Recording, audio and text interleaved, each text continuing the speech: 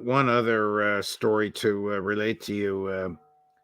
This airman that immolated himself in front of the Israeli embassy, Aaron Bushnell, our friend and colleague, Max Blumenthal, who's a latter-day Seymour Hersh when it comes to digging things up, yeah, found his orders. There it is.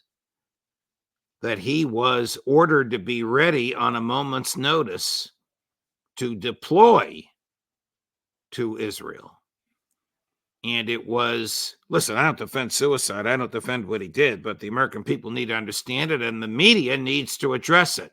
Not with an Israeli flag waving in the background like NBC did, and not without stating what it was about, like all the, look at those headlines, like all the major newspapers in the U.S. did. Only Haaretz gave a headline that said what it was truly about, in protest of American support of Gaza war.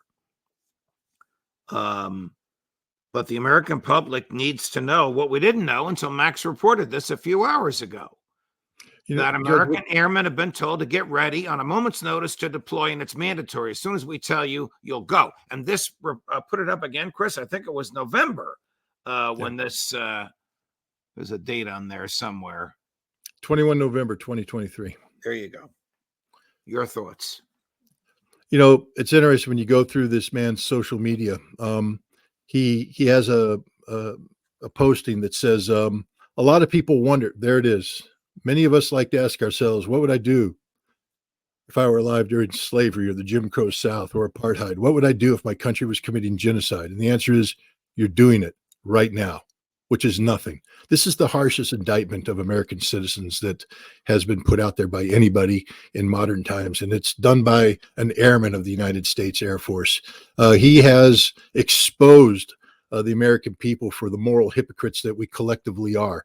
We claim to be somebody who, you know, is a nation who stands for right, doing the right thing. And we all sit there and speak of this. But how many Americans have actually got off their butts and gone out and done something?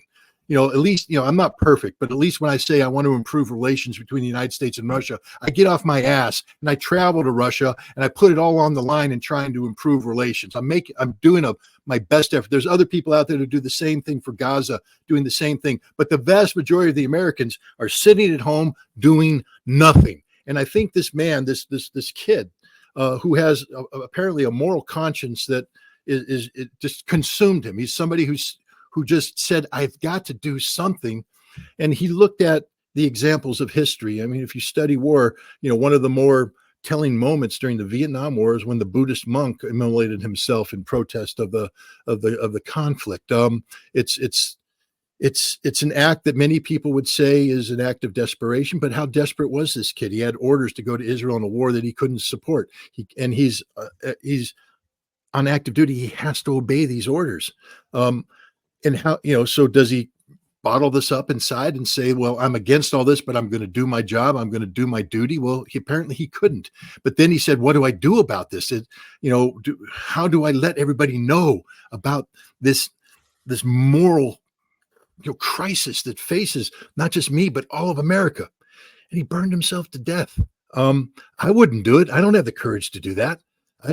There's no way I would do that. But and a lot of people say, well, he's mentally unbalanced. Maybe. What I say is this man's a freaking hero, excuse my language, but this is a guy who believed in something, and he paid the ultimate price to send a message, to get people to talk and reach in deep inside and say, what am I going to do about this genocide that's being committed in our name, our collective name? And it's not just being committed in our name, our government's actively complicit. And that makes us, we the people of the United States of America, this democratic republic that we have, we elected these people to act in our name, and they're doing things in our name that is criminal, that is genocidal. What are we going to do about it? And as he said, many people talk about it. They say, what would we do?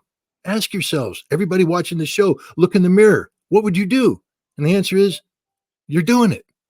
Nothing.